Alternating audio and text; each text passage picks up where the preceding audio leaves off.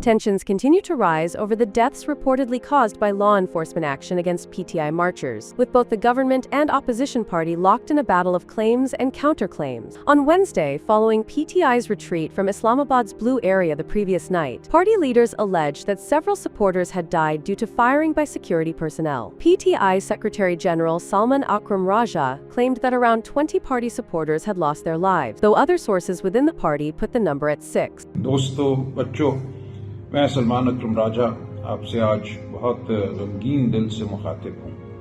कल इस्लामाबाद में पीटीआई के सपोर्टर्स में से कम 20 अफराद शहीद हुए। हमारे पास 8 के मुकम्मल कवायफ मौजूद हैं, दीगर कवायफ आपको दे दिए जाएंगे।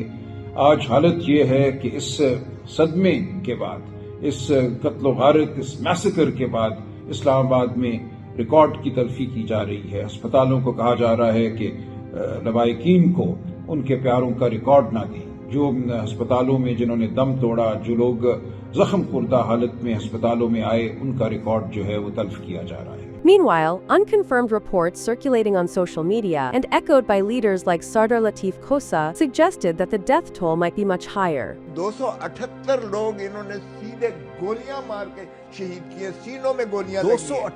278। However, Interior Minister Mohsin Naqvi was quick to dismiss these reports, categorically stating that no one had died during the law enforcement action. मैंने कल भी आपके किसी साथी ने सवाल किया था, मैंने कहा था कि मुझे अगर कोई है तो नाम बता दें कि ये फलां बंदा। अभी तक कोई नाम या कुछ नहीं बता सके। दूसरे नंबर पर आप लोग वहाँ मौजूद थे, सारे के सारे। आप मुझे बता दें कि किस पुलिस वाले के पास गन थी। लेकिन मैं जो उनका क्लेम कर रहा हूँ, मैं वो बता रहा हूँ कि भाई मुझे बता दो कि कौन सा बंदा आपका मरा है, कौन मरा है, क्या मरा है, कोई हमें डिटेल बता दो।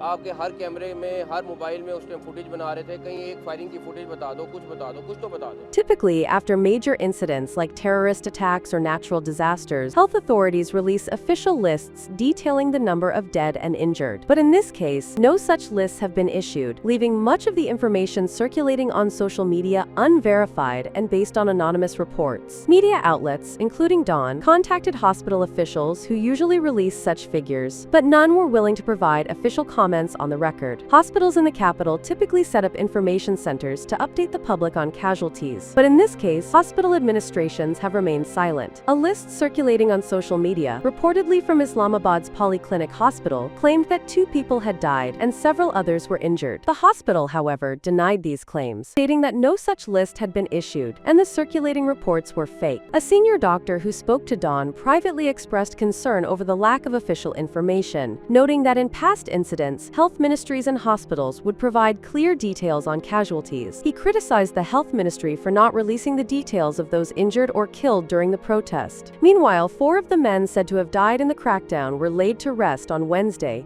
in Khyber Pakhtunkhwa. One of them was buried in Abbottabad, while another was buried in his native village of Soban Gali. Both victims were reportedly killed by bullet injuries, though no post-mortem was conducted. In Mardan, PTI worker Sardar Ali was buried after being killed during the protest, though it is unclear whether he was the same individual mentioned by Salman Akram Raja. Another victim, Tariq Khan, was buried in Shangla after reportedly being run over by a vehicle. The situation remains tense, with the government and PTI continuing to dispute the events surrounding the deaths, and calls for clarity and accountability growing louder. The government maintains that no live firearms were used by security personnel during the crackdown, asserting that there were no civilian casualties.